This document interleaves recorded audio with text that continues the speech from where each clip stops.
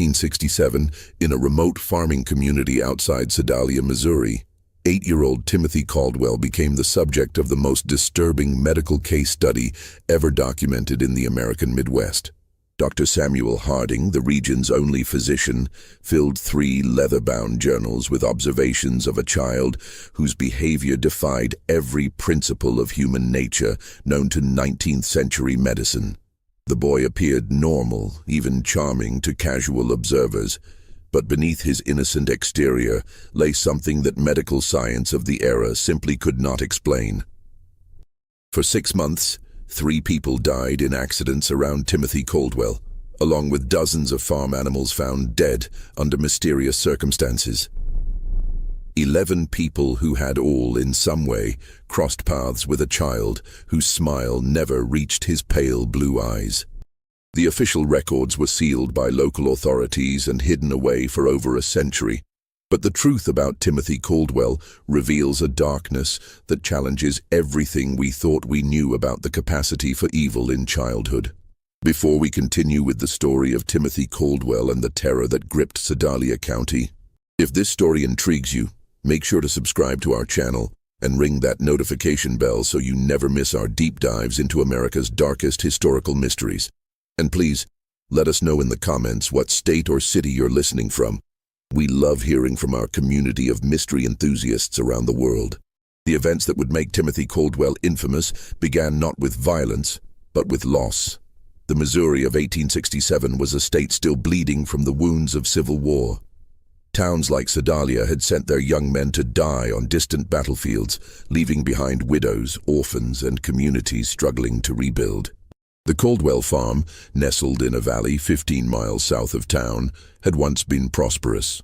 James and Martha Caldwell had built their homestead with dreams of raising cattle and corn, but those dreams died with James at the Battle of Wilson's Creek in 1861. Martha tried to maintain the farm alone, but consumption took her lungs in the bitter winter of 1865. Their son Thomas, barely 21, inherited land he couldn't work and debts he couldn't pay. When Thomas received word that his brother William had died at Andersonville prison, leaving behind a widow and 8-year-old son, he saw both burden and opportunity. The boy, Timothy, would need a home, and Thomas needed help with the endless work of farming. Thomas Caldwell was a hard man, made harder by war and loss. His wife, Sarah, had grown sharp-tongued and bitter during their childless years. Neither was particularly suited for raising a child, especially one who arrived at their door in the spring of 1866, carrying nothing but a small cloth bag and eyes that seemed far too old for his young face. Timothy Caldwell was small for his age, with pale skin that burned easily in the Missouri sun and blonde hair that his Aunt Sarah kept cut short to keep the lice away. He spoke little of his life before the farm, offering only fragments when pressed. His father had been a soldier, his mother had coughed blood. He had lived with neighbors for a while after she died. What struck adults most about Timothy was his politeness. He always said, "Yes, sir," and "Yes, ma'am." He never complained about work or punishment. He seemed in every way to be the model of a well-behaved child. Dr. Samuel Harding first encountered Timothy in June of 1866, when the boy accompanied his uncle to town for supplies. Harding, a graduate of the Missouri Medical College and one of the few formally trained physicians west of St. Louis, had developed a keen eye for reading people during his years treating both Union and Confederate soldiers. Something about the Caldwell boy unsettled him, though he couldn't identify what. The child was perfectly respectful, Harding would later write in his journal. He answered questions directly, maintained appropriate eye contact, and displayed none of the fidgeting or shyness typical of rural children encountering strangers. Yet I found myself deeply uncomfortable in his presence. His gaze held an intensity that seemed to suggest he was studying me with the same clinical interest that I typically reserved for my patients. The farming community around Sedalia was small enough that everyone knew everyone else's business. The Caldwell farm was isolated, but not so isolated that neighbors didn't notice things. Mrs. Eleanor Patterson, whose property bordered the Caldwell land, would often see Timothy working in the fields or tending to the livestock. She remarked to her husband that the boy worked with unusual focus for a child his age, never seeming to tire, never stopping to play or rest, as children naturally do. It was like watching a little machine, she told her husband Samuel over dinner one evening. He'd work steady from sunrise to sunset, never complaining, never slowing down. Ain't natural for a boy to have no play in him at all. The Patterson farm kept chickens, and Eleanor noticed that her birds became agitated whenever Timothy was near the property line. They would cluster together, squawking and ruffling their feathers, refusing to venture close to the fence that separated the properties. Her husband dismissed it as coincidence, but Eleanor couldn't shake the feeling that the animals sensed something about the boy that humans missed. The first death occurred on a sweltering afternoon in August 1866. Little Mary Fletcher, age 5, was the daughter of the town blacksmith and known throughout the community for her bright laugh and tendency to wander. She had been playing near Willow Creek, a shallow stream that ran between several properties, including the Caldwell farm. Timothy found her body. He arrived at the Fletcher home just as the family was preparing for supper, his clothes damp and his face pale, with what appeared to be genuine distress. "Mrs. Fletcher," he said, his voice steady despite his obvious agitation, "I found Mary by the creek. She's not breathing." The search party that rushed to the creek found Mary Fletcher face down in water barely 18 inches deep. Dr. Harding, summoned immediately, determined that the child had drowned, a tragic but not uncommon accident in rural areas where children played unsupervised near water. What troubled Harding was not the death itself, but Timothy's account of discovering the body. The boy provided an unusually detailed description of exactly where Mary had been found, the position of her body, and the condition of her clothing. When pressed about how he had come to be in that particular spot at that particular time, Timothy explained that he had been looking for a lost calf. The boy's recall was remarkably precise, Harding noted in his journal. He could describe the exact position of the deceased child's limbs, the way her dress had been caught on a submerged branch, even the color of the water around her face. Such attention to detail seemed unusual for a child who claimed to be frightened and upset by the discovery. Thomas Caldwell, when questioned, confirmed that one of their calves had indeed gone missing that morning and that he had sent Timothy to search the creek area. The calf was found 2 days later, healthy and grazing in a meadow nearly a mile from where Mary Fletcher had drowned. The Fletcher family, devastated by their loss, received Timothy's sympathy with gratitude. He had, after all, been the one to find their daughter and alert them immediately. At the funeral, Timothy sat quietly with his aunt and uncle, his head bowed respectfully throughout the service. When the family thanked him for his quick action in alerting them, he accepted their gratitude with appropriate solemnity. "I wish I could have found her sooner," he told Mary's father, his voice carrying just the right note of regret and sorrow. But Eleanor Patterson, watching from across the church, noticed something that nagged at her for days afterward.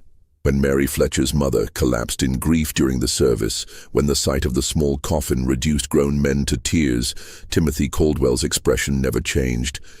His head was bowed in apparent sorrow, but when he thought no one was looking, his pale blue eyes remained dry and watchful, taking in every detail of the scene around him. The second death came 3 weeks later.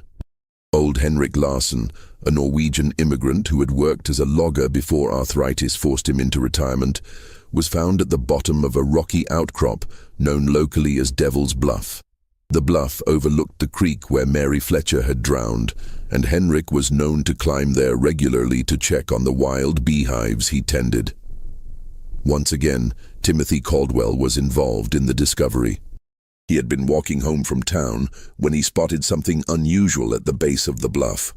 "I saw Mr. Larsson's hat caught on a thorn bush," Timothy told the gathering crowd. "I called out to him but got no answer, so I climbed down to look." Henrik Larsson was dead, his neck broken from what appeared to be a fall from the top of the 40-foot bluff.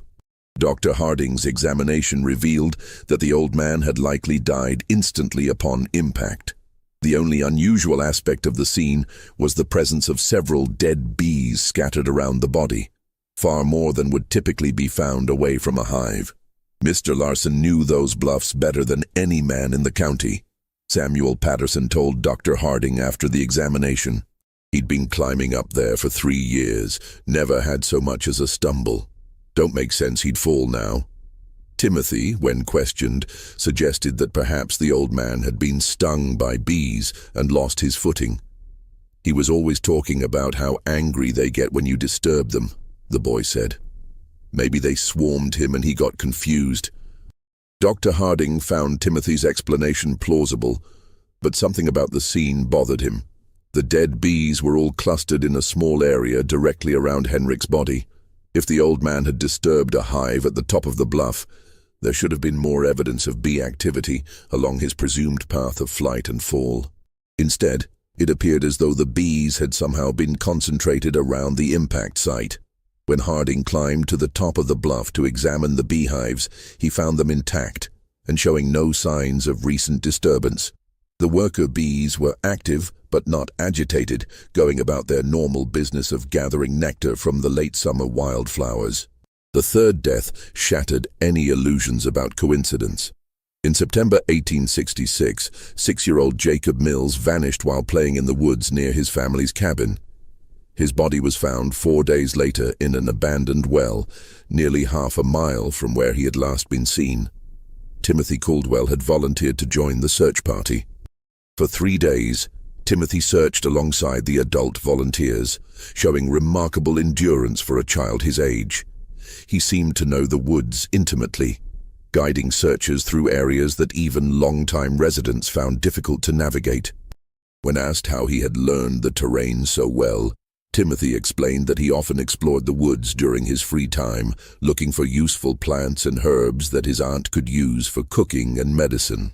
On the 4th day, Timothy appeared at the Mills cabin just after dawn. "I think I've found something," he told Jacob's father, his voice heavy with exhaustion. "There's an old well about a half-mile north of here. I heard what sounded like crying." The well was partially concealed by fallen logs and overgrown brush. Jacob Mills was at the bottom, alive but barely conscious, suffering from dehydration and exposure. Dr. Harding was summoned immediately, but the boy died within hours of being pulled from the well, his small body unable to recover from the ordeal. The child had been at the bottom of that well for nearly 4 days, Harding wrote in his journal. The fact that Timothy Caldwell was able to locate him in such an obscure location raises troubling questions. How extensive is the boy's knowledge of the local terrain? What other hidden dangers might he be aware of? More troubling still was Timothy's behavior during Jacob's final hours. While the Mills family maintained a vigil around their dying son, Timothy sat quietly in the corner of the cabin, apparently praying. But Dr. Harding, positioned where he could observe the boy without being noticed, saw something that deeply disturbed him. Timothy wasn't praying. His lips were moving, but his eyes were fixed on Jacob Mills with an intensity that seemed almost scientific. He appeared to be cataloging every detail of the dying child's condition. The labored breathing, the pale skin, the way consciousness flickered in and out. When Jacob finally died, Timothy's expression showed no grief or shock. Instead, there was something that Harding could only describe as satisfaction. After the funeral, Dr. Harding made an excuse to visit the abandoned well where Jacob had been found. The site troubled him for reasons he couldn't articulate. The well was indeed well hidden, concealed by natural debris that would have taken considerable effort to move. Yet Timothy had claimed to hear crying from this location, a claim that seemed improbable given the depth of the well and the amount of brush covering it. As Harding examined the scene more carefully, he noticed something that the initial rescue party had missed in their urgency to save Jacob Mills. Around the rim of the well, the debris had been arranged with unusual precision. Logs and branches that should have fallen randomly showed signs of deliberate placement, creating a natural-looking camouflage that would be nearly impossible to spot unless one knew exactly where to look. The implications were too disturbing to voice aloud, but Harding could not shake the suspicion that Jacob Mills had not simply fallen into the well. Someone had placed him there, and someone had carefully concealed the location until the boy was too weak to survive rescue. That evening, Harding began keeping detailed notes about Timothy Caldwell. If his suspicions were correct, the boy posed a danger to the entire community. But suspicions were not evidence, and evidence was exactly what Harding lacked. The problem was that Timothy Caldwell was, by all appearances, a model child. He attended church regularly with his aunt and uncle, sitting quietly through services and reciting prayers with appropriate reverence. He worked diligently on the farm, completing tasks that would challenge many adult workers. He spoke respectfully to his elders and showed proper deference to authority figures. Most importantly, Timothy had plausible explanations for his presence at each tragedy. He had been looking for a lost calf when he found Mary Fletcher. He had been walking home from town when he spotted Henrik Larsson's hat. He had volunteered to help search for Jacob Mills, as any concerned member of the community would do. But Harding's medical training had taught him to look beyond surface appearances. In treating wounded soldiers, he had learned to recognize the signs of men who killed not from patriotic duty or desperate necessity, but from something darker and more fundamental. There was a coldness in such men, a disconnection from normal human emotion that manifested in subtle ways: too little reaction to horror, too much interest in suffering, an ability to discuss violence with clinical detachment. Timothy Caldwell displayed all of these characteristics, but compressed into the body and face of an 8-year-old child. Dr. Harding's investigation began in earnest in October 1866. Using his position as the community's physician, he made regular visits to farms and homes throughout the area, ostensibly checking on the health of families still recovering from the hardships of war. In reality, he was gathering information about Timothy Caldwell. What he discovered painted a disturbing picture of a child who seemed to exist at the center of an ever-widening circle of misfortune. Livestock on neighboring farms had been dying at unusual rates, not from disease, but from what appeared to be accidental injuries. Chickens were found with broken necks, apparently killed by foxes that left no other signs of predation. Pigs suffered mysterious wounds that became infected and led to death. Horses developed sudden lameness that forced farmers to put them down. Mrs. Eleanor Patterson confided to Dr. Harding that she had lost 17 chickens in the past 2 months. "It's the strangest thing," she said.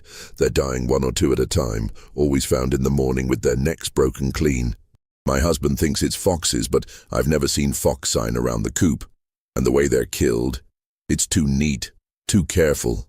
When Harding examined the most recent casualties, he found evidence that supported Eleanor's suspicions. The chickens had been killed with precise force applied to specific points on their necks, a technique that required considerable knowledge of anatomy. It was not the random violence typical of predator attacks, but something much more deliberate and controlled. Similar patterns emerged on other farms. James Wickham had lost 3 calves to what he described as freak accidents. Animals that had somehow managed to strangle themselves on ropes or wedge their heads in fence rails in ways that defied logical explanation. Robert Dunham's prize bull had fallen into a ditch and broken its leg, despite being one of the most sure-footed animals in the county. In every case, the affected farms were within walking distance of the Caldwell property, and in several instances, neighbors reported seeing Timothy in the vicinity around the time of the incidents. "I saw him walking along our fence line the morning before we found the calf," James Wickham told Dr. Harding. "Thought it was odd, him being so far from home, but the boy was always polite when he saw me. Waved and called out a greeting like he was taught proper." Dr. Harding also began paying closer attention to Timothy's behavior during his routine medical visits to the Caldwell farm. The boy was always present during these visits, standing quietly while Dr. Harding examined his aunt and uncle for the various ailments common to farming life. But Harding noticed that Timothy watched these examinations with unusual interest, asking questions about anatomy and medical procedures that seemed advanced for a child his age. "How do you know if someone's really dead?" Timothy asked during one visit, his tone casual as if discussing the weather. "Sometimes people just look like they're sleeping." When pressed to explain his curiosity, Timothy said he was concerned about being able to help if someone was hurt while he was alone on the farm. "Uncle Thomas says I need to know how to handle emergencies since we're so far from town," he explained. The explanation was reasonable, but something about the question disturbed Dr. Harding. There was a clinical quality to Timothy's interest in death and injury that went beyond normal childhood curiosity. The boy asked about the mechanics of dying, how long it took, what signs to look for, whether people could survive various types of trauma, with the same detached interest that a medical student might show when studying cadavers. During these conversations, Harding began testing Timothy's knowledge with deliberately false information, claiming that certain injuries were fatal when they were not, or that specific symptoms indicated particular conditions. Timothy never challenged these false statements directly, but Harding noticed that the boy filed away every piece of information with remarkable retention. More disturbing still was Timothy's response to Dr. Harding's stories about treating wounded soldiers during the war. While most children showed appropriate shock or sadness when hearing about battlefield injuries, Timothy listened with rapt attention, asking detailed questions about wound patterns, blood loss, and survival rates. "Did they scream a lot when you cut off their arms?" Timothy asked during one such conversation, his pale blue eyes fixed intently on Dr. Harding's face. "Or were they too hurt to make noise?" The question, delivered in Timothy's characteristically polite tone, sent a chill through Dr. Harding that he would never forget. By November 1866, Dr. Harding had filled nearly 2 complete journals with observations about Timothy Caldwell. The picture that emerged was that of a child who possessed an adult's understanding of violence and death, combined with a complete absence of normal human empathy. But documentation was not the same as evidence, and evidence was what Harding would need if he hoped to protect the community from what he increasingly believed was a dangerous predator. The opportunity to gather that evidence came when Thomas Caldwell injured his back during the fall harvest. The injury required bed rest and daily medical visits, giving Dr. Harding unprecedented access to the Caldwell household. During these visits, he began engaging Timothy in longer conversations, carefully probing to understand the extent of the boy's knowledge and the nature of his thoughts. What he discovered exceeded his worst fears. Timothy Caldwell had been conducting experiments on living creatures for months, possibly years. Using a combination of careful questioning and direct observation, Dr. Harding determined that the boy had been systematically capturing and torturing small animals, studying their responses to various forms of injury and distress. Timothy had mentioned the cave during one of their conversations, describing it as a place where he went to think and be alone.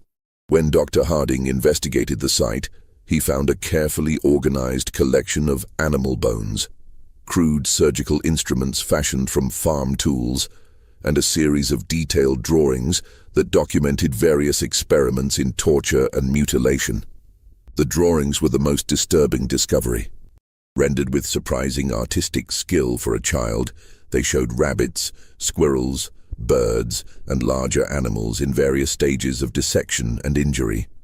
Each drawing was accompanied by notes written in Timothy's careful handwriting, describing the animal's reactions, the time it took to die, and observations about which methods caused the most suffering. Subject remained conscious for approximately 10 minutes after removal of eyes. Read one notation beside a detailed drawing of a rabbit. Vocalizations decreased gradually. Movement ceased after application of pressure to throat. Dr. Harding realized that Timothy had been using the community's animals as subjects for increasingly sophisticated experiments in cruelty. The accidental deaths on neighboring farms were actually the result of Timothy's desire to test his methods on larger subjects. But the most chilling discovery was a newer set of drawings that showed human figures instead of animals. These sketches depicted children and adults in various poses of distress and injury, each accompanied by speculative notes about human anatomy and potential methods of causing harm. One drawing showed a figure that was unmistakably Mary Fletcher, the first child to die. Another depicted Henrik Larsen, A third showed Jacob Mills at the bottom of a well, with detailed annotations about the effects of dehydration and exposure on the human body.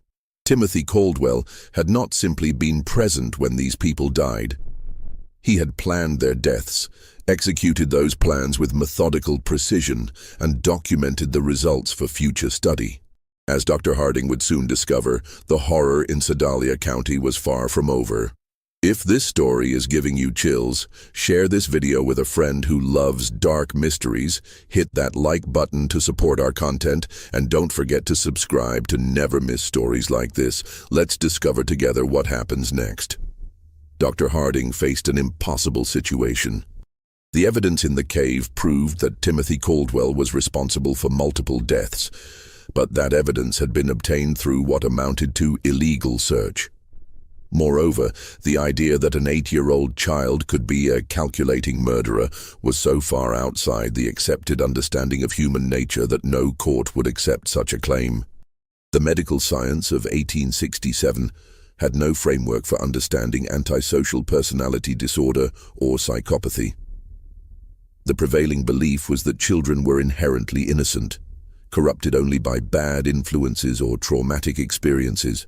The idea that a child could be born without the capacity for empathy or moral reasoning was literally inconceivable to most people. Dr. Harding knew that if he presented his findings to local authorities, he would likely be dismissed as a man whose mind had been damaged by too many years of treating war casualties. The evidence would be explained away. Timothy would be defended as a traumatized orphan acting out his grief, and the killings would continue. Instead, Dr. Harding decided to confront Timothy directly. During his next visit to the Caldwell farm, he asked the boy to walk with him to check on the livestock in the far pasture. Once they were alone, Dr. Harding revealed what he had discovered in the cave. Timothy's reaction was not what Dr. Harding had expected. The boy showed no surprise, no denial, no fear at being caught. Instead, he listened calmly as Dr. Harding described the drawings and notes, occasionally nodding as if confirming the accuracy of the doctor's observations. "You're not going to tell anyone," Timothy said, when Dr. Harding finished speaking.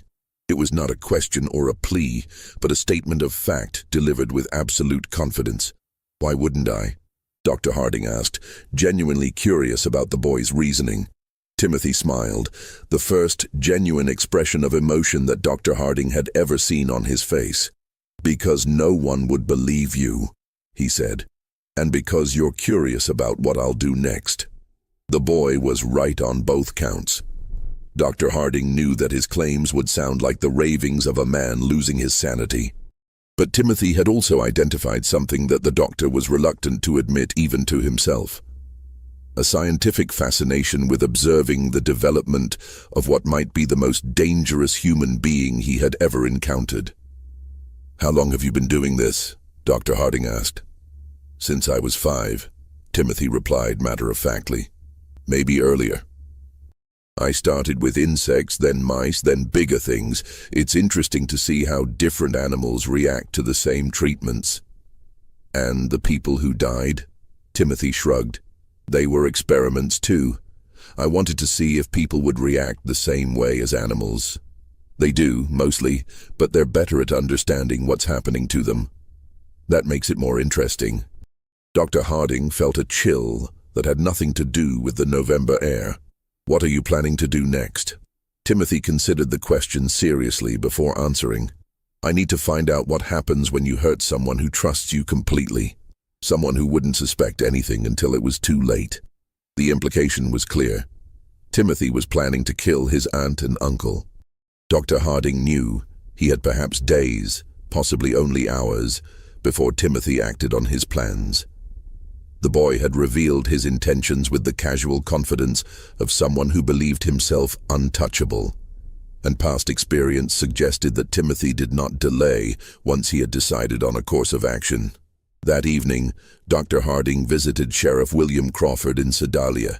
Crawford was a practical man who had served with distinction in the Union Army and had little patience for theories or speculation.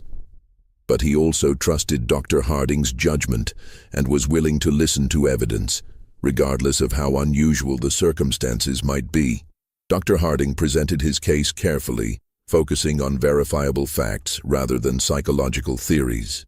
He showed Crawford the drawings and notes from the cave, pointed out the pattern of deaths and accidents surrounding Timothy, and documented the boy's unusual knowledge of anatomy and violence. Most importantly, Dr. Harding revealed Timothy's stated intention to kill his aunt and uncle. This was information that could not be ignored, regardless of the source. "Even if half of what you're telling me is true," Sheriff Crawford said after reviewing the evidence, examining each disturbing drawing with growing alarm, "we can't arrest a child for drawings and suspicions, but we can watch him, and we can be ready to act if he tries anything." Crawford studied the anatomical precision of Timothy's sketches, noting details that even his experience as a Civil War veteran hadn't prepared him for. The two men spent hours developing their strategy, bringing in Crawford's most trusted deputies, men who had served under him during the war and could be counted on to remain steady under pressure. Dr. Harding and Sheriff Crawford developed a comprehensive plan. Dr. Harding would arrive at the Caldwell farm at his usual time, bringing laudanum ostensibly for Thomas's pain management, but actually to keep both Thomas and Sarah sedated enough to prevent Timothy from harming them easily. Sheriff Crawford and his deputies would position themselves strategically around the farm property, close enough to respond quickly but far enough away to avoid detection. The plan was put into effect the following morning. As Dr. Harding approached the farmhouse in his buggy, he noticed immediately that something was different. The usual morning sounds of farm activity, chickens pecking in the yard, pigs grunting in their pen, were absent. The property held an unsettling quiet that made his skin crawl. Timothy appeared in the doorway before Dr. Harding had even climbed down from his buggy. The boy stood perfectly still, his pale blue eyes tracking the doctor's movements with predatory focus. He was dressed in his usual work clothes, but Dr. Harding noticed that Timothy's sleeves were rolled up past his elbows, and his hands appeared to have been scrubbed recently, the kind of thorough cleaning that suggested preparation for messy work. "Good morning, Dr. Harding," Timothy said, his voice carrying its characteristic politeness, but something underneath had changed. There was an anticipation there, an excitement that the boy was struggling to contain. "I've been waiting for you." The words sent a chill through Dr. Harding. Timothy's use of waiting suggested that he had been expecting this visit, had perhaps even been counting on it as part of whatever plan he had set in motion. Inside the house, Dr. Harding found Thomas and Sarah Caldwell in their bedroom, both apparently sleeping peacefully. But as he approached Thomas's bed to check his condition, he noticed that the man's breathing was unusually shallow, and his skin had taken on a grayish pallor that suggested more than natural sleep. "What did you give them?" Dr. Harding asked quietly, not turning to look at Timothy but knowing the boy was watching every move he made. "Just some herbs I found in the woods," Timothy replied, his tone innocent but his choice of words deliberate. "There are so many interesting plants growing wild around here. Some of them have very useful properties." Dr. Harding checked Thomas's pulse and found it weak but steady. Sarah showed similar symptoms. She was deeply unconscious but still alive. Whatever Timothy had used, he had been careful about the dosage. The boy wanted his victims helpless but alive, at least for now. "They're not going to wake up for several hours," Timothy continued conversationally. "That should give us plenty of time to talk without interruption." The conversation that followed was unlike anything Dr. Harding had ever experienced. Timothy spoke about murder and torture with the clinical detachment of a medical professor discussing anatomy. He described his experiments on animals and humans with scientific precision, explaining his methodologies and the insights he had gained from each death. "Mary Fletcher taught me that drowning is actually quite slow," Timothy said, settling into a chair as if beginning a pleasant afternoon chat. "Everyone thinks people just slip under the water and disappear, but that's not how it works at all. There's struggling and panic, and this interesting pattern of breathing attempts before the person finally gives up. I had to hold her down for almost 3 minutes before she stopped fighting." Dr. Harding felt his blood turn to ice. You held her under the water. Timothy nodded eagerly. She was playing by the creek and I told her I'd found a pretty stone on the bottom. When she bent over to look, I just pushed her head down and held it there. She was so small that it didn't take much strength, but she fought harder than I expected. That's when I realized that people have much stronger survival instincts than animals. And Henrik Larsson? That was more complicated, Timothy admitted. I couldn't overpower him physically, so I had to be more creative. I knew he checked his beehives every Thursday morning, so I went up to the bluff the night before and loosened some of the stones along the edge. Then I collected bees from one of his hives and put them in a cloth bag. Timothy's eyes gleamed as he described his methodology. When Mr. Larsson climbed up to check the hives, I was waiting behind some rocks. I threw the bag of bees at his face and started shouting that there was a massive swarm attacking him. He panicked and stumbled backward, right over the edge where I'd weakened the stone barrier. The fall killed him instantly, just like I calculated it would. And Jacob Mills.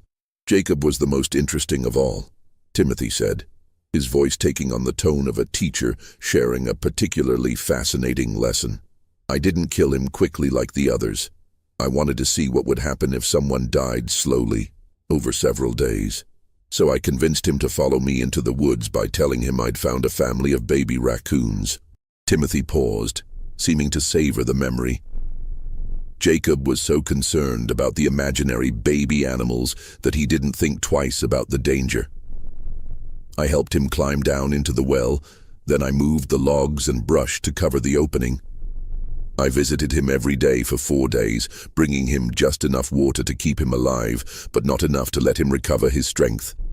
Dr. Harding realized that Timothy was no longer speaking hypothetically about future experiments. The boy had specific plans, and those plans clearly included the people currently in the house. "What are you planning to do with your aunt and uncle?" Dr. Harding asked directly. Timothy's genuine smile returned, broader than Dr. Harding had ever seen it. "That's where you come in, Dr. Harding. See, all of my previous experiments have been with people who didn't know what was happening to them until it was too late. But you're different. You understand exactly what I am and what I'm capable of. That makes you the perfect subject for a completely new type of study." As Timothy spoke, he began moving around the room, gathering items that Dr. Harding recognized as potential weapons: rope from the barn, a heavy candlestick from the mantelpiece, several sharp kitchen implements. The boy organized his tools with methodical precision, as if preparing for surgery. "I want to find out what happens when someone who knows they're going to die tries to save people they care about," Timothy continued, his excitement growing. "Will you sacrifice yourself to save Uncle Thomas and Aunt Sarah? Will you try to fight me even though you know I've planned for that possibility? Will you try to run away and abandon them to save yourself?" Dr. Harding knew that the time for conversation had passed. Timothy had revealed enough of his plans to make clear that everyone in the house was in immediate mortal danger. He drew the pistol from his medical bag and pointed it at the boy. "Step away from the knives, Timothy," Dr. Harding said, his voice steady despite his racing heart. Timothy looked at the pistol with interest rather than fear. "That's a Navy Colt, isn't it?" he asked conversationally. "I've seen pictures of them in books about the war. How many bullets does it hold?" "6, Dr. Harding replied automatically, then immediately regretted providing the information. "And how many people are you trying to protect?" Timothy asked. "There's Uncle Thomas, Aunt Sarah, yourself, and presumably the 3 law enforcement officers outside. That's 6 people if my counting is correct. So even if you shoot me, you'll have used up all your ammunition." Timothy moved closer, no longer bothering to stay out of pistol range. "You want to know how I became what I am?" he said, his voice taking on an almost hypnotic quality. "You want to understand whether I was born this way or whether something made me this way. You want to know if there are others like me and how to recognize them before they start killing." Each statement was true, and Timothy's ability to identify and exploit Dr. Harding's intellectual curiosity was as frightening as his capacity for violence. The boy understood people well enough to predict their behavior and manipulate their responses, even when they knew they were being manipulated.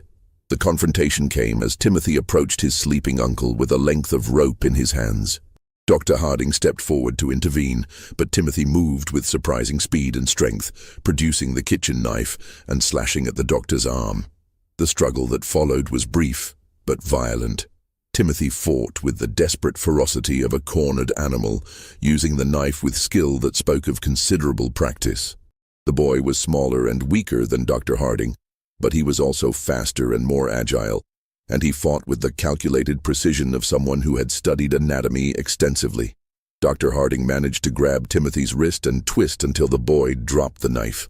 But Timothy immediately produced another blade from his clothing. It became clear that the boy had prepared multiple weapons and positioned them strategically throughout the house. The sound of their fight brought Sheriff Crawford and his deputies running from their concealed positions. They burst through the back door to find Dr. Harding struggling with Timothy, while Thomas and Sarah Caldwell lay unconscious on their bed, apparently unaware of the violence occurring around them. Deputy Mitchell quickly subdued Timothy, while Dr. Harding caught his breath and checked on the unconscious couple. When the dust settled, Timothy Caldwell sat calmly in the corner of the room, his clothes torn and his face bloodied, but his pale blue eyes still holding that same cold intelligence that had first disturbed Dr. Harding so many months earlier. "You can't prove anything," Timothy said as the deputies secured him with ropes. "Nobody will believe that a child did all those things."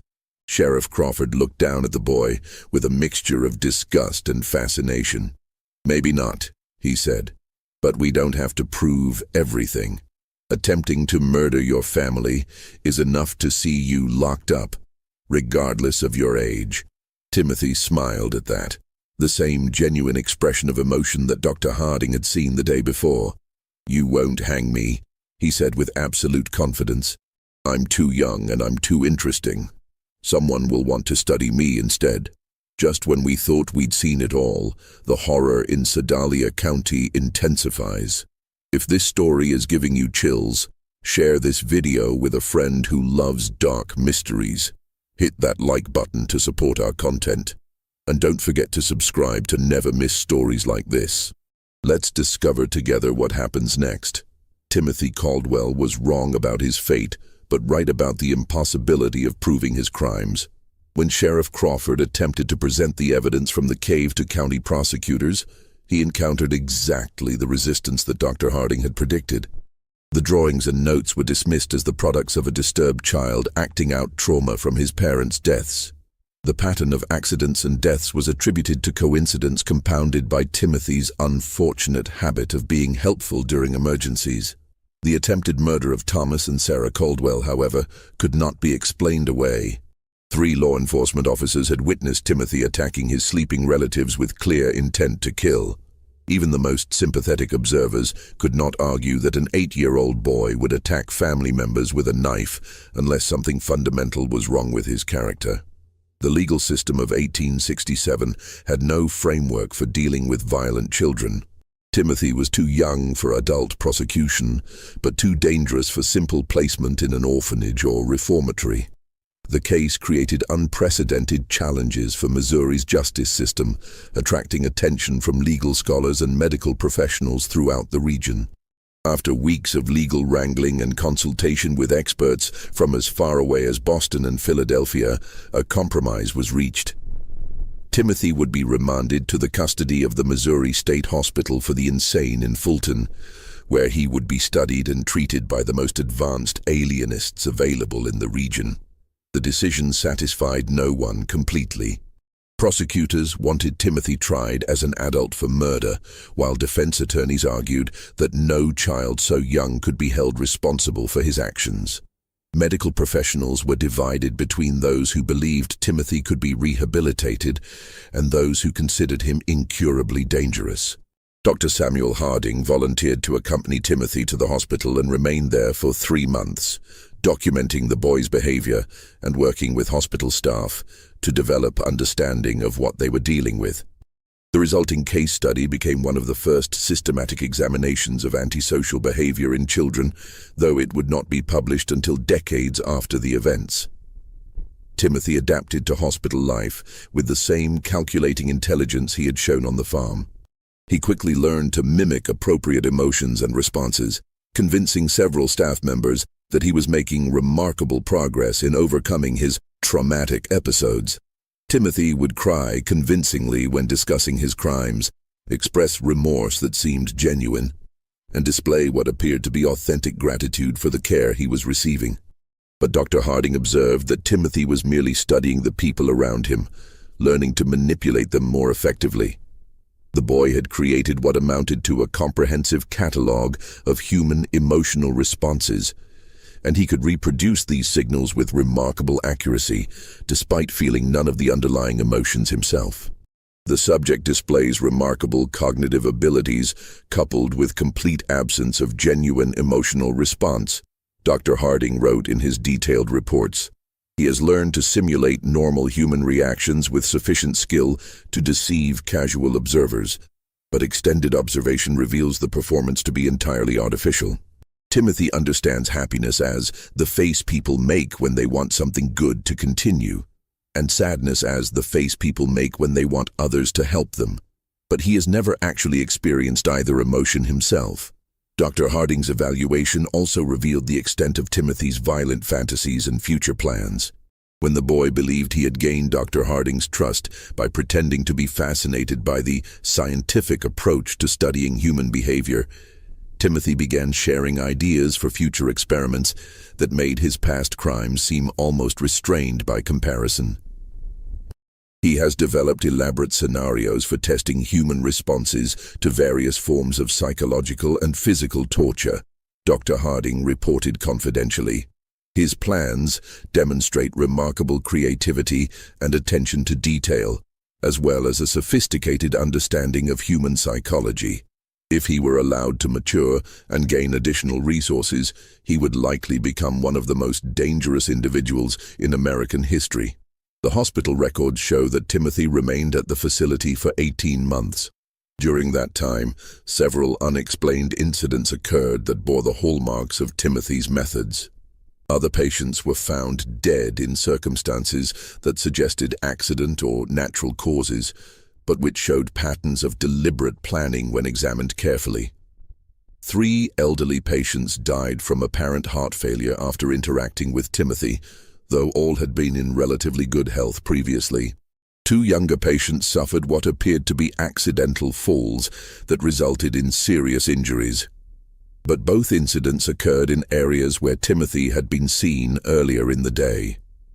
Most disturbing were the reports of patients who claimed Timothy had been visiting them at night, standing silently beside their beds and watching them sleep. Hospital staff who worked closely with Timothy also began experiencing unusual problems. Several nurses reported persistent nightmares after spending time with the boy, dreams that often featured detailed scenarios of violence and death. 2 attendants requested transfers to other wards, claiming that they felt constantly watched, even when Timothy was supposedly confined to his room.